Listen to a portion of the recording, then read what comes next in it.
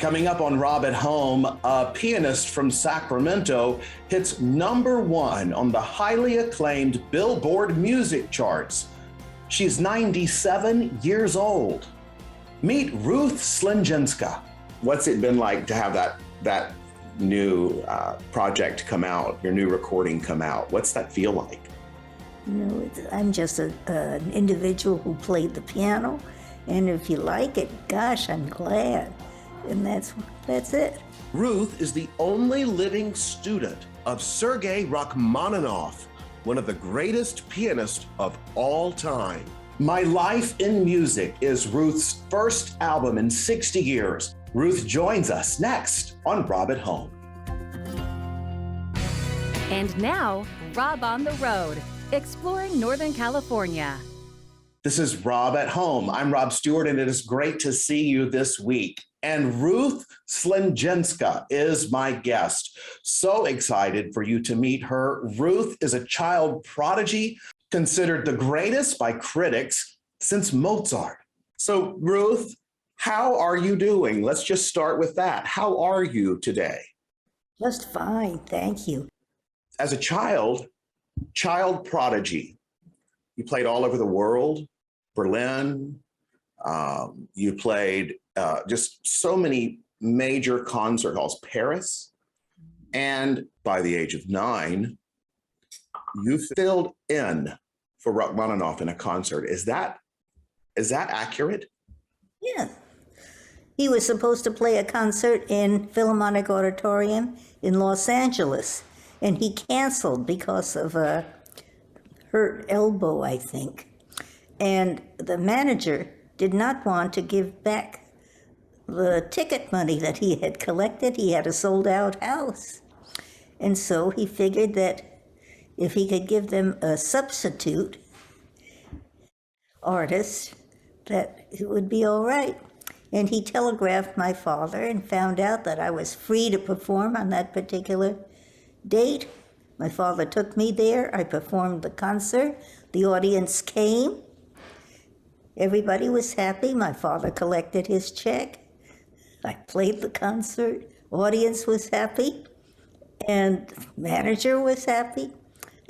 Then Mr. Rachmaninoff heard about it, that his place was taken by a 9-year-old girl. And I don't think he was so happy about it.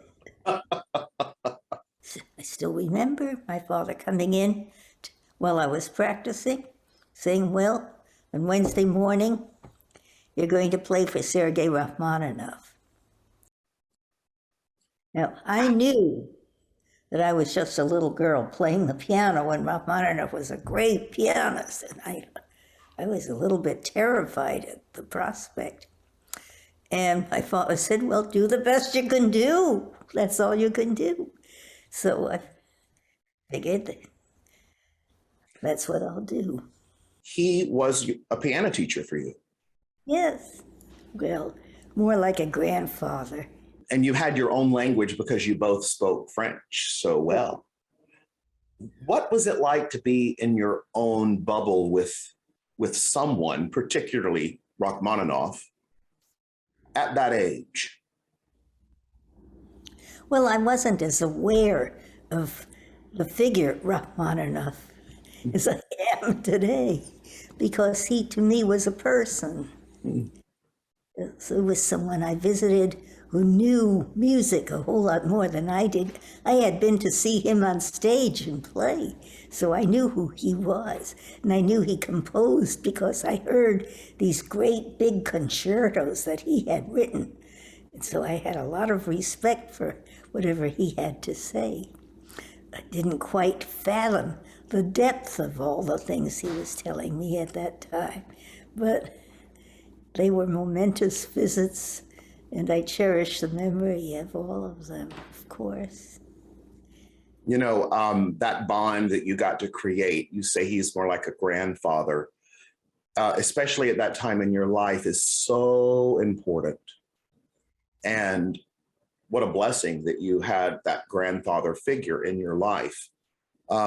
Because if I'm not mistaken, your dad was difficult. Yes, He was very difficult to be with. And Mr. Rachmaninoff was quite different. And what he told me to do were things that nobody else could.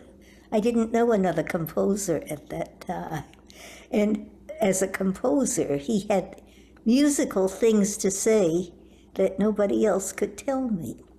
They were important things and things that I remember all the time now and try to make use of.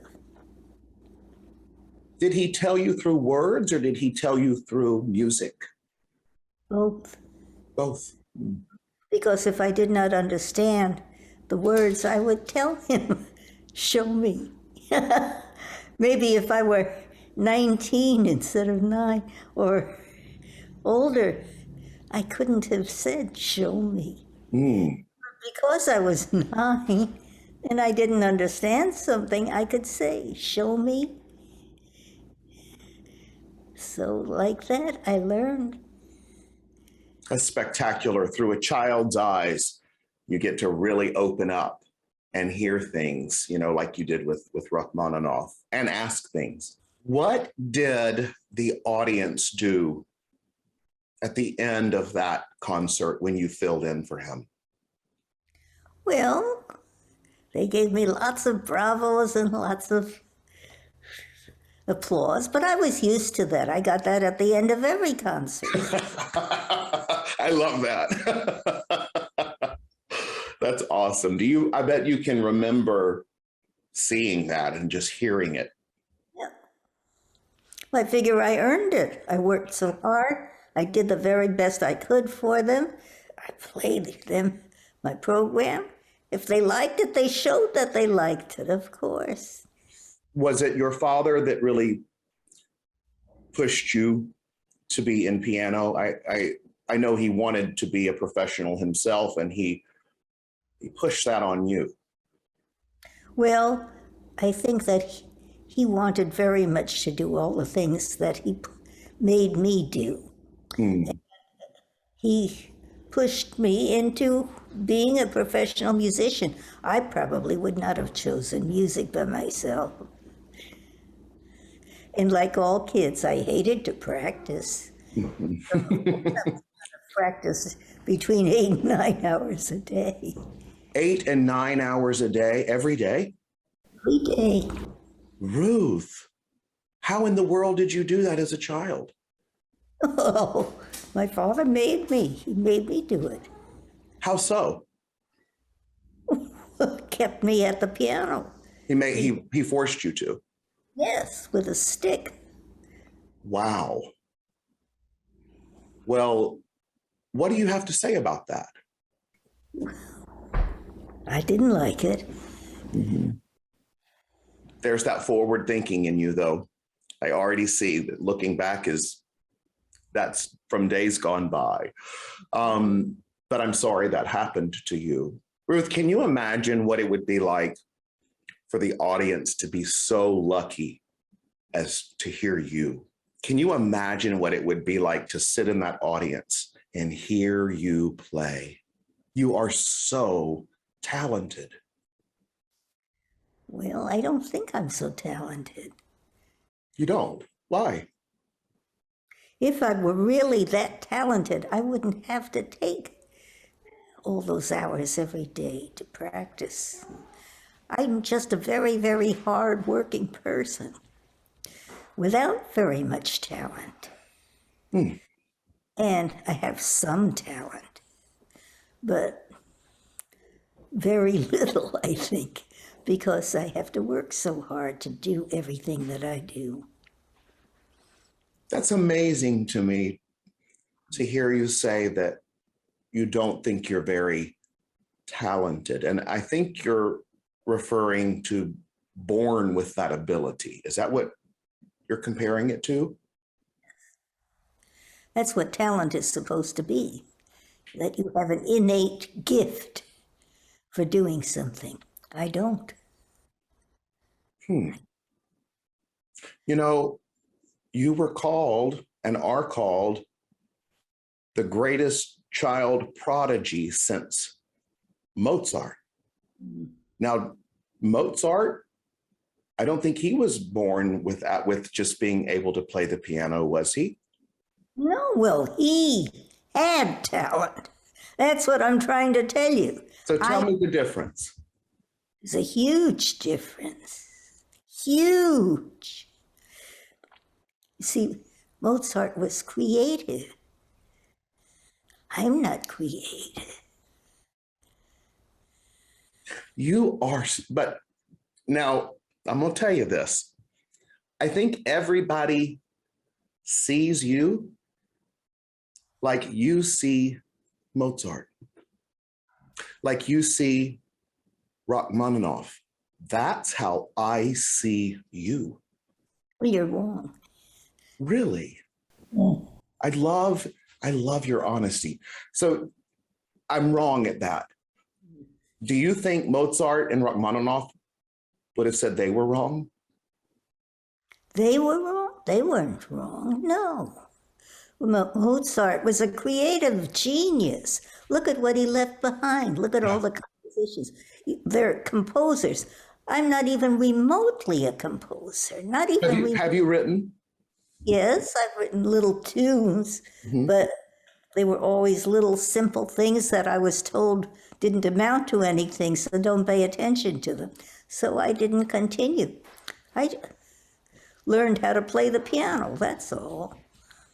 I'm just telling you, I think you are amazingly, I know you don't like the word talented, so I'm trying to think of another word, but I think you are phenomenal, and I think you are the only one in your league. Well, thank you. That's nice. And so when you play, and I have listened to so much as much as I can find of you playing. And Ruth, there is something that happens to me when I listen to you. Everything in my head, all the noise, all the world, right, goes away. And all I hear is this beautiful composition. It's as if you read the music before you touched a note, and that you knew the whole composition before you began to play, or either you honed it. How do you do that? Well, I learned how to practice from the best people in the business. They told me how to learn a composition, how to work at it, how to produce the sound, how to get the strength, how to create. Mr. Rachmaninoff showed me how to do a long line so I could tell a story with what I played. And this is what I try to do. And as I get more experience and work harder every day at it, I get better at this. And this is what I present. The pianists present what they do. That's all we can do. I'm a pianist. I'm not a composer. I'm not a creative artist. I'm a recreative artist. I can give you a good evening of music. Yeah, but you give it. It comes, you are the one giving it. You said that he taught you that long line. And I watched your fingers playing on a lot of the videos that I've seen of you. And you are physically creating that. I see it while you play. And I watched your hands up and down those keys. And you brought up age earlier, so I'll bring it up only because you did. But you mentioned something about age, and if you don't mind, I'll share that you are 81, 79, 76. Right now? Yeah. 97. 97. I knew that, but you don't look 97. Well, thank you. All ladies like to hear that they look young. Oh, you look fantastic. And listen, I also have to say that you are young, because youth is in here. Mhm. And you are one of the most youthful and, honestly, when it comes to attitude, youngest souls that I've had the pleasure of knowing, because you live that way. You live in a way of that wonder, or it appears to me that you do, that you had with Rachmaninoff. You learned how to just be real at a very young age. And look how that has served you. Do you agree with that? Well, I guess I'm lucky, because I know that at my age, almost everybody I know complains of this or that physical ailment, and I don't have any. You have none. You have no physical pain. No. And your hands are beautiful.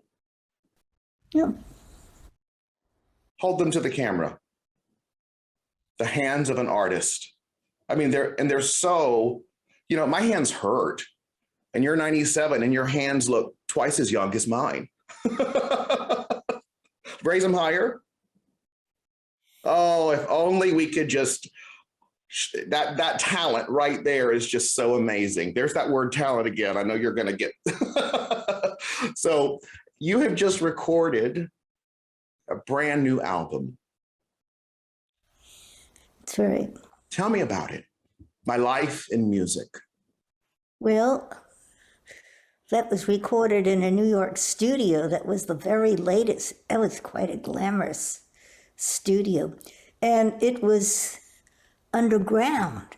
Can you imagine? I never recorded in a studio that was completely underground. You went underground to be in it. And it had a 40-foot high ceiling. And all of this was underground. And in the center, they put my piano, and they had microphone there. And in this room, there was just me with my piano and my microphone and my music. It was up to me to play. And that's what I did. I played. The album is beautiful. And when you heard the album and you heard the pieces that they used, did you hear your life in those pieces? Oh, I heard all the things that I did when I was learning those pieces and what they meant to me, surely. Like, for instance, the opening thing, they used daisies. Well, I can remember Mr. Rachmaninoff telling me about when he was a little boy, or 14, that he and his cousins used to visit their grandma in the summertime in a place called Ivanovka. And they lived up in the hills. This was in Russia. And they would go to this very special place. And they'd go outside in the morning to play. And they would be high on a hill. And they could look down from this high place and see beautiful daisies below wherever they looked. Big ones and little ones and yellow ones and white ones, just everywhere. And the girls would go wild and they'd make daisy chains and daisy things to put in their hair. And they'd play and run and just enjoy the hills there at Ivanovka. And that's what Daisies is all about. There's one place in the music that has a D-flat major chord that I think is magical. It starts in the bass, and it has this wonderful chord that goes all over the keyboard. And that's where on top of the hill, and I look down and see all these daisies, and just wonderful. Now, I just heard you say that when you're playing that portion, you can see those daisies. So where are you mentally when you're playing? Well, I go to a special place inside me, and I work there. That's where I create my image of what I want to show. And Where is that place? inside me. Guess what that place is? It's talent. What else is it? No, it's it's a place that everybody has inside of them. It's that they can go to when they need to. That what comes, it tells them if you wonder a little bit and you get your answers. Mm-hmm. You're from Sacramento. Yes, Born right here. that's right. First of all, that's just great. And what do you want to say about Sacramento or to Sacramento? Well, I like to talk about what my parents thought. Mm-hmm. They were proud of taking me in my carriage in front of the Capitol building, Capitol of the State building. There was a beautiful walk there. That my father liked to push the baby carriage with my mother walking alongside. That they were very proud of their first baby and walking in Sacramento. That's what I think about Sacramento. I know that when I first went back, it was on a train, and it was supposed to be about 5 o'clock in the morning, and I couldn't sleep all night. I wanted to be awake when we passed the Sacramento station. I wanted to see Sacramento, but there was nothing to see at 5 o'clock in the morning, so I didn't see much. Have you been back since then? To play, yes. To play. Wow. How old were you when you played here? Oh, about 8 or so. I went up to play, yeah. I played concerts, but I played everywhere. Well, Sacramento's very proud of you. Thank you. I'm proud of Sacramento. My favorite thing is to talk to someone who has a long lens on life to find out what it is that matters the most to them in the end and what must be shared. And I'm curious to you in this day, what matters most to you? What you give away, what you can give to people is what matters most. Wow. Giving, serving. Well, you have to be useful in some way. I don't care how it is, but you have to be useful. And to be useful to somebody else, or if you can't give things, you give ideas, or you give hope, or you give pleasure, or you give a smile. You give, the more you can give, the better off you are. That is so true. When you give, you live. And what I mean by that is it gives you life. That's it. It's the unexpected blessing, right? Giving to others. And then oddly, you feel the freedom it gives yourself. That's it. What is the advice you'd like to give to young people today? Advice? Mm-hmm. Well, On any topic. give whatever you can. Give what you think will be useful to the person to whom you speak, even if it's just a smile or something to prop them up. Give something, leave behind something that's nice. You really are, in my opinion, phenomenally, I know you don't like talented, so I'm going to say you are the best piano player I have ever known. Well, thank you. Thank you so much. You made my day. You made mine. Thank you, Ruth. That was wonderful. Well, I'm so glad if you're pleased. I'm very pleased. You are truly a joy, and I just want to thank you so much. Well, you conducted the interview. Yeah, well, but you were the perfect. I tell you, Ruth, you have such a inspiring way of living, and you have really impacted me today to think about how I live. And I just want to thank you for that. I am better for knowing you. Well, and I'm better for knowing you, so that's a good deal. I hope you have a great day. And listen, on your next album, we're going to be coming back to talk to you, okay? Hey, thank you. Thank you, Ruth. Thank you.